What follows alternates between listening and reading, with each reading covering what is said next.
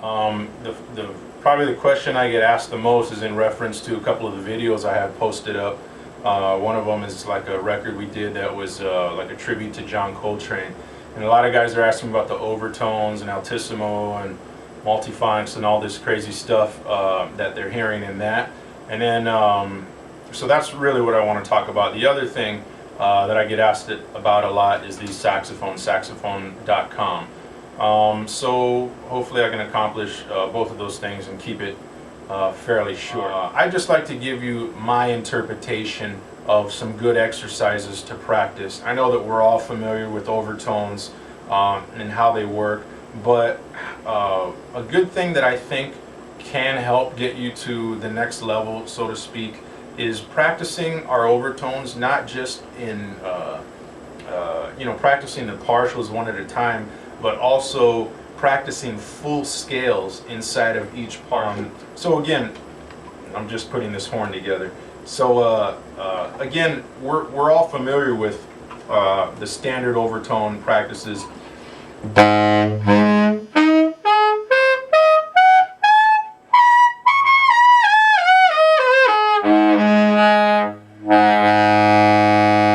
We're all familiar with how to move within the within these partials, and then of course, to the next note and the next note and the next note. But what I'm talking about doing is playing full scales inside of each partial.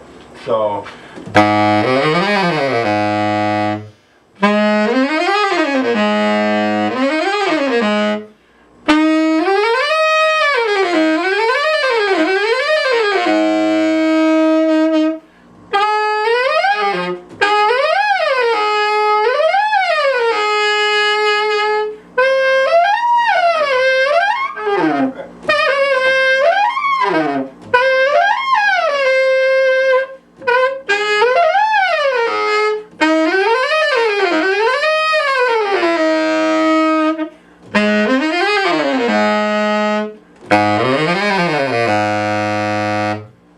now I'm just speeding it up for sake of time so I don't keep you guys here for 20 minutes of your life. But practicing playing full scales inside of each partial, that's going to give you the flexibility and the momentum to be able to actually make music out of overtones, because we're not going to be going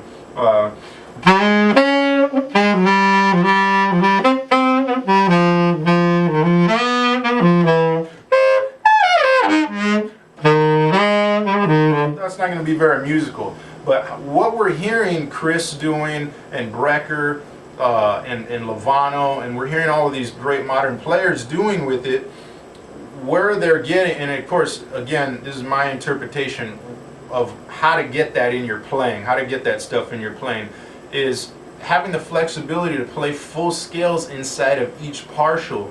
That's what Brecker was getting with the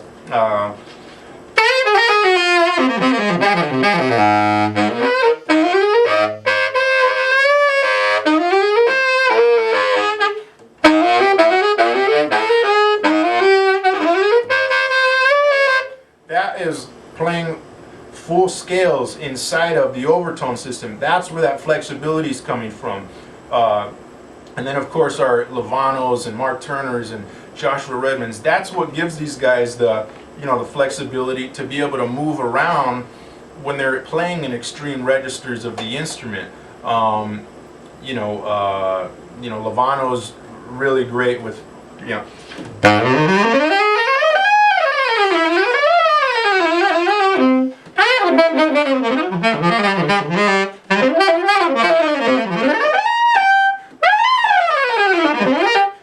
he can just move up into that range of the instrument, and it doesn't sound really thin or shrill.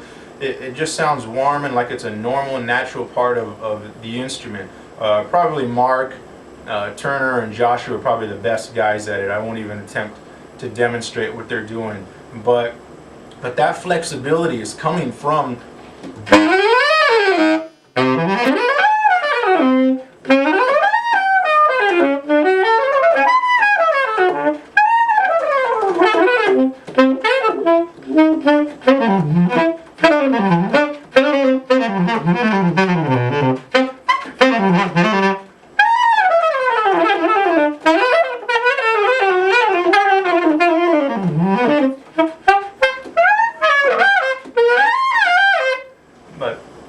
So I won't even attempt to try to put it together the way those guys do, because that's not my forte.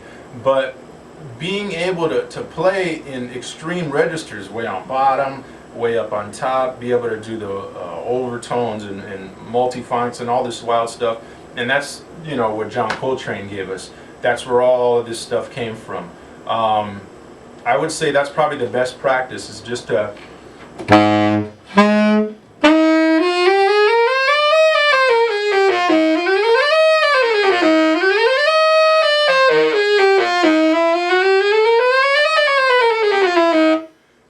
and of course, different types of scales. I just played major and then I went chromatic. Now doing that, that's going to give you what all of our post-Coltrane players have got, you know, all the Italians, you know, all of those killer players, you know, Grossman and Lovano. Jerry Bergonzi's probably the best.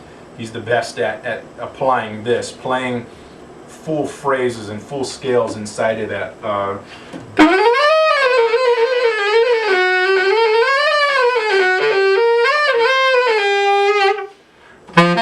And he's a real big Sonny Rollins fan, and that's where we get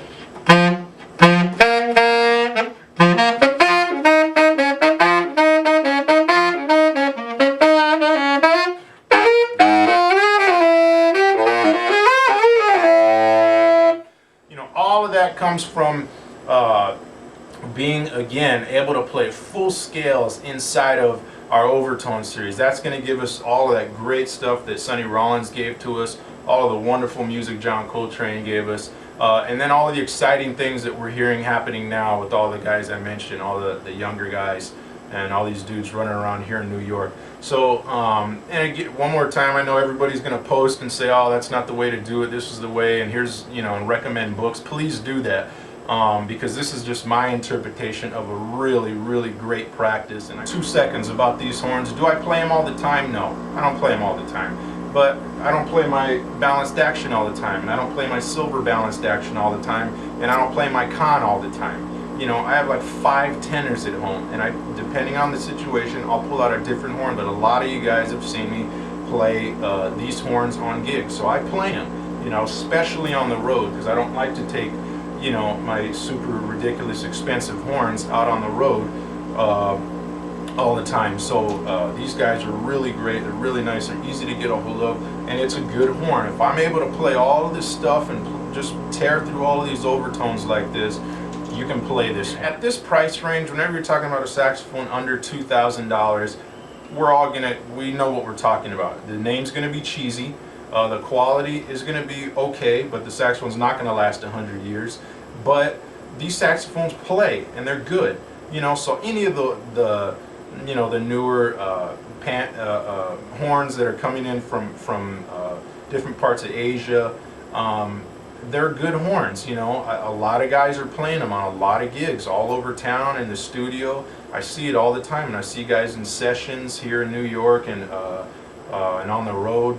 So I play this a lot of the time, especially on the road. So saxophone.com. Thank you guys. Guys, if you have any other questions or anything I can help out with, please shoot me some emails, and that's it. Hope to see you guys soon. I've already played plenty, but let me just give this one a little test track.